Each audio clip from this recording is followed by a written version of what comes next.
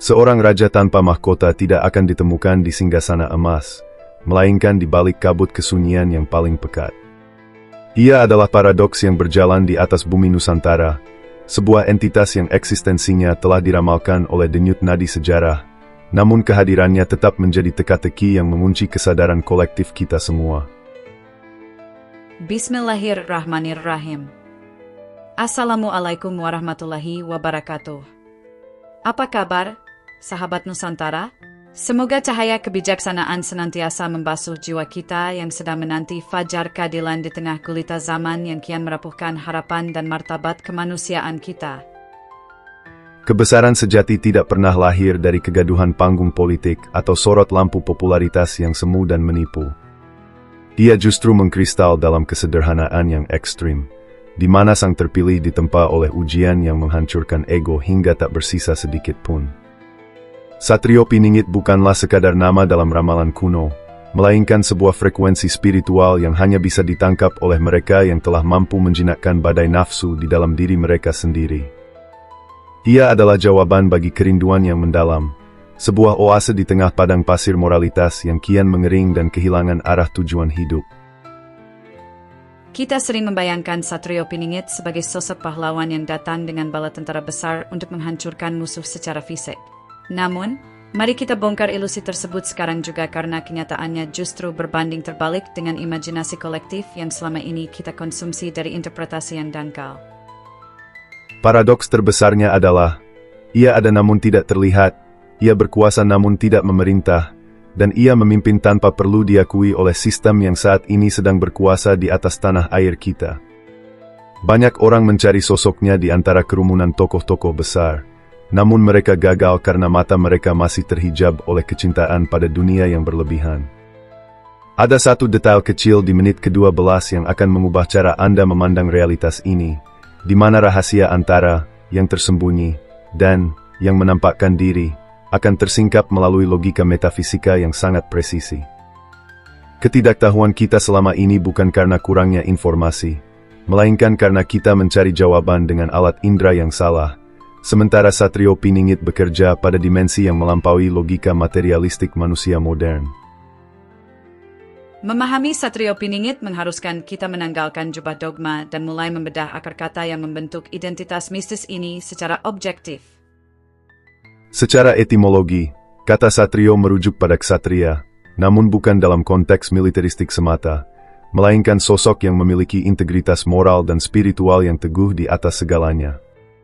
Kata Piningit berasal dari akar kata pingit, yang berarti disembunyikan atau diisolasi dari interaksi dunia luar demi proses pemurnian yang sangat intens.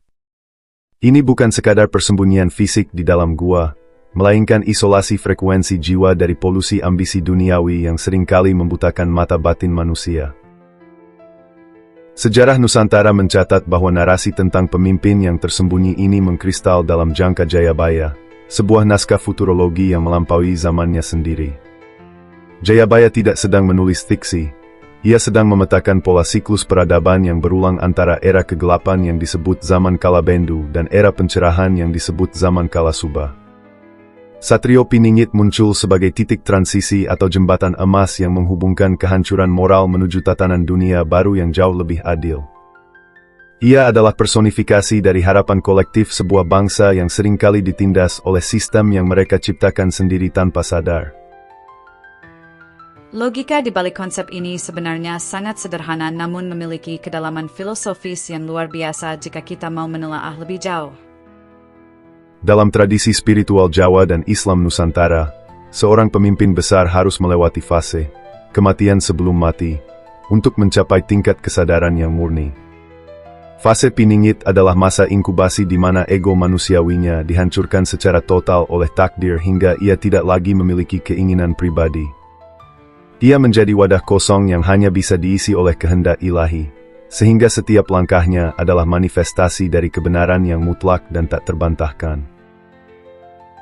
Jika kita menilik sumber spiritual seperti wejangan tentang kopi pahit, kita akan menemukan sebuah analogi yang sangat kuat mengenai dasar keberadaan sosok ini. Kopi pahit adalah simbol dari penerimaan terhadap realitas hidup yang tidak selalu manis namun memberikan kejujuran yang menenangkan bagi jiwa yang haus. Satrio Piningit adalah sosok yang telah mampu menghabiskan seluruh cangkir kepahitan hidupnya tanpa pernah mengeluh kepada siapapun kecuali kepada Sang Pencipta. Ia tidak mencari gula atau pelarian, karena ia tahu bahwa di dalam rasa pahit itulah terdapat esensi kekuatan yang akan membangkitkan kesadaran bangsa. Ketajaman analisis ini membawa kita pada kesimpulan bahwa dasar eksistensi Satrio Piningit adalah tauhid yang sudah mencapai tahap yang sangat radikal dan mendalam. Ia adalah individu yang telah berhasil mematikan kecintaan pada dunia atau hubbud dunia, sehingga harta dan takhta tidak lagi memiliki daya tarik baginya. Tanpa landasan tauhid yang bersih, seseorang hanya akan menjadi satrio gadungan yang mudah disuap oleh pujian atau kekuasaan yang bersifat sementara. Landasan ini menjadi filter alami yang memastikan bahwa pemimpin yang diramalkan ini tidak akan pernah lahir dari rahim ambisi politik yang kotor. Secara sosiologis, fondasi pemikiran ini memberikan kekuatan psikologis bagi masyarakat untuk tetap bertahan di tengah krisis multidimensi yang seolah tidak kunjung berakhir. Keyakinan akan datangnya Sang Penyelamat bukan bertujuan untuk membuat kita pasif dalam menunggu, melainkan untuk menjaga standar moral agar tetap tinggi di tengah keruntuhan.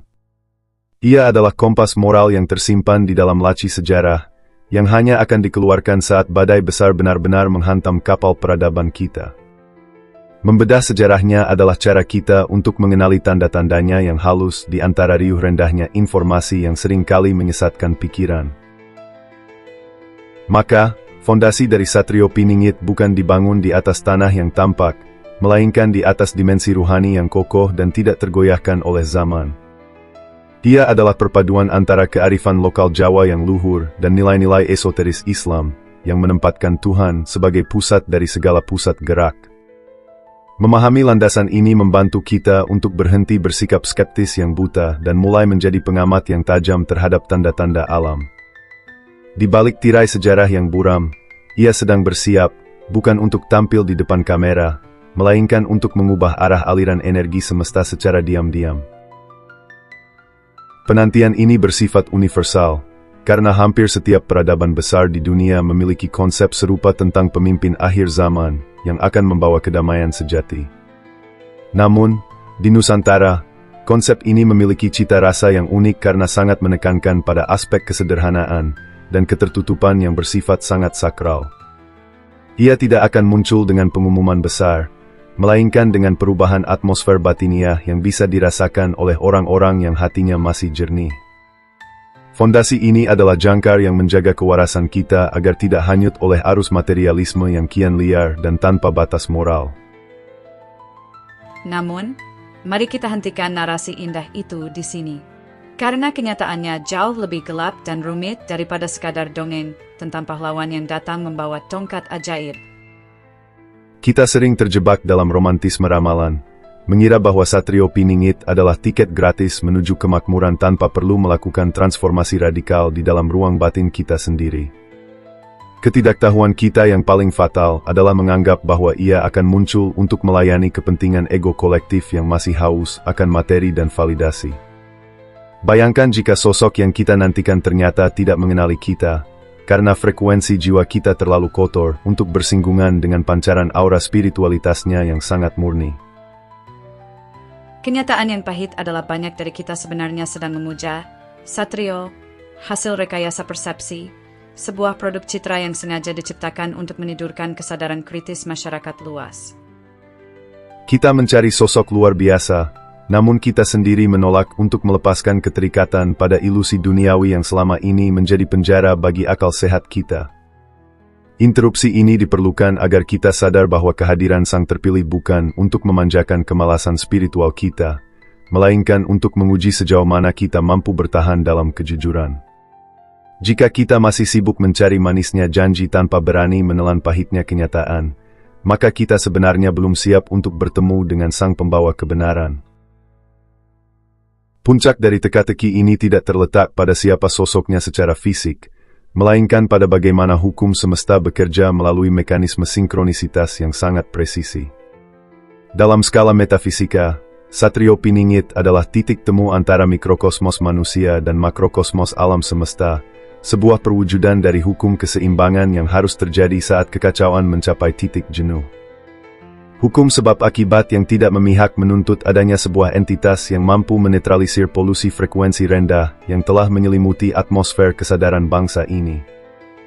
Ia adalah katalisator organik yang muncul bukan karena keinginan manusia, melainkan karena mandat dari sistem kecerdasan universal yang kita sebut sebagai takdir ilahi. Hubungan antara Satrio Piningit dengan psikologi terdalam manusia dapat dijelaskan melalui konsep pembersihan cermin hati dari segala bentuk berhala modern. Ketika seseorang mencapai tahap makrifat sejati, ia menyadari bahwa segala gerak di alam semesta ini memiliki satu penggerak utama yang tunggal dan tidak bersekutu. Satrio Piningit adalah individu yang telah melampaui fase aku dan masuk ke dalam fase dia, di mana identitas pribadinya telah lebur dalam kehendak penciptaan. Inilah yang menyebabkan ia harus tetap tersembunyi, karena pancaran kebenarannya terlalu tajam untuk diterima oleh jiwa-jiwa yang masih terobsesi dengan pengakuan dan eksistensi diri yang semu. Potongan teka-teki mulai menyatu saat kita memahami bahwa Piningit bukan hanya status perlindungan, melainkan sebuah metode operasional untuk menjaga kemurnian energi dari intervensi negatif. Bayangkan sebuah proses kimia di mana sebuah zat harus diisolasi dalam ruang hampa agar tidak terkontaminasi oleh oksigen yang bisa memicu oksidasi yang merusak. Begitu pula dengan sang terpilih, ia dididik langsung oleh peristiwa alam dan bimbingan spiritual tanpa campur tangan institusi manusia yang seringkali syarat dengan kepentingan sempit. Kesunyian adalah laboratorium tempat ia merumuskan formula peradaban baru yang akan menggantikan sistem yang saat ini sedang mengalami pembusukan dari dalam. Momen pencerahan atau epiphani terjadi ketika kita menyadari bahwa mencari Satrio Piningit di luar diri kita adalah sebuah kesalahan logika yang sangat mendasar.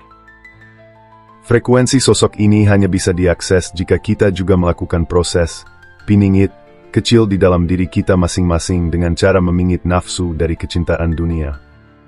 Ia adalah resonansi, dan kita hanya akan bisa melihat atau mengenalinya jika kita berada pada panjang gelombang yang sama dengan kejujuran dan ketulusan yang ia bawa. Tanpa transformasi batiniah di tingkat individu, kemunculan sosok pemimpin paling hebat sekalipun tidak akan memberikan dampak permanen pada struktur sosial dan moral bangsa. Secara metafisika, kehadiran sosok ini menandai berakhirnya dominasi logika materialistik yang telah memiskinkan ruhani manusia selama berabad-abad lamanya. Ia membawa metodologi baru dalam memandang realitas, di mana dimensi yang tidak terlihat diakui sebagai fondasi dari segala sesuatu yang tampak di permukaan bumi. Ini adalah pergeseran paradigma dari kompetisi menuju kolaborasi kesadaran, dari eksploitasi menuju konservasi energi spiritual yang luhur dan sangat terjaga. Satrio Piningit adalah arsitek narasi besar yang menyatukan kembali kepingan-kepingan kebenaran yang selama ini tercerai-berai oleh egoisme sektarian dan fanatisme buta yang tidak berdasar. Dinamika hukum semesta menunjukkan bahwa kegelapan yang paling pekat biasanya terjadi tepat beberapa saat sebelum fajar menyingsing di ufuk timur peradaban. Satrio Piningit adalah cahaya fajar itu sendiri, yang kehadirannya tidak memerlukan persetujuan dari malam yang sedang berlalu dengan segala kengeriannya. Ia bekerja dengan hukum keheningan, di mana kekuatan terbesar justru terletak pada ketenangan yang mampu menggerakkan ombak perubahan tanpa harus menimbulkan kegaduhan yang tidak perlu. Inilah puncak intelektual dari narasi ini, bahwa kekuatan sejati bukan berasal dari apa yang kita miliki, melainkan dari apa yang telah berhasil kita lepaskan. Dengan memahami intisari ini, kita tidak lagi terjebak dalam perdebatan nama, lokasi, atau ciri-ciri fisik yang seringkali menjadi komoditas konten murahan. Kita mulai fokus pada peningkatan kapasitas diri agar mampu menjadi bagian dari barisan kesadaran yang akan dipimpin oleh sosok luar biasa tersebut. Satrio Piningit adalah simbol dari kebangkitan nurani kolektif yang selama ini tertidur pulas dalam pelukan kenyamanan palsu yang ditawarkan oleh sistem global. Ia adalah pengingat bahwa di balik setiap kepahitan kopi kehidupan, selalu tersimpan rahasia manisnya pertemuan dengan sang hakiki yang menguasai seluruh alam. Mari kita bawa teori esoteris ini ke dalam simulasi realitas yang konkret. Apa yang akan terjadi jika sosok Satrio Piningit benar-benar muncul besok pagi? Dampak pertamanya tidak akan dirasakan di bursa saham atau panggung politik, melainkan pada rontoknya otoritas palsu yang selama ini memanipulasi kesadaran publik melalui narasi kebohongan. Secara sosial, masyarakat akan mengalami kejutan budaya di mana nilai-nilai kejujuran yang radikal tiba-tiba menjadi standar baru yang menggantikan kemunafikan yang selama ini dianggap normal. Secara ekonomi, simulasi ini menunjukkan terjadinya pergeseran dari sistem ribawi yang eksploitatif menuju ekonomi berbasis keberkahan dan pemerataan yang nyata tanpa perantara. Anda akan bangun pagi dengan perasaan bahwa kerja keras Anda bukan lagi untuk memperkaya segelintir elit, melainkan untuk membangun kemandirian bangsa yang bermartabat di mata dunia internasional. Dalam kehidupan pribadi Anda, simulasi ini berarti berhentinya kebutuhan akan validasi eksternal yang selama ini membuat Anda merasa tidak pernah cukup atau selalu merasa kurang. Anda akan menemukan ketenangan dalam kesederhanaan, persis seperti filosofi kopi pahit yang mampu memberikan energi tanpa harus menipu lidah dengan rasa manis buatan. Realitas ini akan memaksa setiap individu untuk berhadapan dengan cermin jiwanya sendiri, sebuah proses evaluasi yang menyakitkan namun sangat menyembuhkan bagi masa depan peradaban manusia. Namun, kita harus menarik rem sejenak untuk memastikan bahwa kaki kita tetap berpijak pada bumi yang nyata di bawah sana. Bahaya terbesar dari narasi Satrio Piningit adalah munculnya mesianisme pasif, di mana masyarakat berhenti berusaha dan hanya menunggu keajaiban datang dari langit tanpa upaya perubahan. Kita harus waspada terhadap risiko salah tafsir yang menyamakan penantian spiritual dengan pelarian dari tanggung jawab sosial dan intelektual sebagai warga negara. Kredibilitas narasi ini dipertanyakan jika ia hanya digunakan sebagai alat untuk membuai rakyat dalam mimpi indah saat kenyataan menuntut aksi nyata dan keberanian. Kelemahan mendasar dari teori ini terletak pada subjektivitas interpretasi yang sangat tinggi, sehingga siapapun bisa mengeklaim diri sebagai sang terpilih demi kepentingan pribadi. Sejarah telah memberikan pelajaran berharga tentang banyaknya sosok yang mengaku sebagai juru selamat namun akhirnya hanya membawa pengikutnya ke dalam jurang fanatisme yang destruktif. Filter keselamatan bagi Anda adalah tetap menggunakan akal sehat dan prinsip ketauhidan yang murni sebagai barometer utama dalam menilai setiap fenomena yang muncul. Jika sebuah klaim spiritual justru menjauhkan Anda dari kemanusiaan dan logika sehat, maka itu adalah tanda bahwa Anda sedang tersesat dalam labirin ilusi. Pada akhirnya, Satrio Piningit adalah cermin besar yang memaksa kita untuk bertanya, apakah kita sedang menanti sosok pemimpin, atau sebenarnya kita sedang merindukan diri kita yang sejati? Kepahitan kopi yang kita minum setiap malam adalah pengingat bahwa kebenaran tidak butuh dibungkus dengan pemanis agar bisa diterima oleh jiwa yang merdeka. Rahasia ini tidak akan pernah selesai dibahas hanya dalam satu narasi, karena ia terus mengalir dalam setiap embusan napas peradaban yang sedang mencari jalan pulang. Kehadirannya adalah sebuah keniscayaan hukum alam yang waktunya telah dikunci rapat oleh rahasia ilahi di balik kabut tebal yang menyelimuti cakrawala Nusantara. Apakah mungkin kode-kode kemunculannya sudah tersebar di sekitar kita tanpa pernah kita sadari karena pandangan kita terlalu fokus pada hal-hal yang besar? Bagaimana jika kunci untuk membuka pintu persembunyiannya justru terletak pada cara kita memandang kematian dan kehidupan setelahnya dalam dimensi yang berbeda? Pertanyaan besar ini membawa kita pada sebuah eksplorasi yang jauh lebih mendalam mengenai bagaimana energi leluhur berkomunikasi melalui simbol-simbol alam yang tidak kasat mata. Jawaban atas teka-teki frekuensi spiritual ini telah kami bedah secara menyeluruh dalam analisis kami tentang misteri perjalanan ruh dan gerbang makrifat Jawa yang akan mengubah cara Anda bernapas.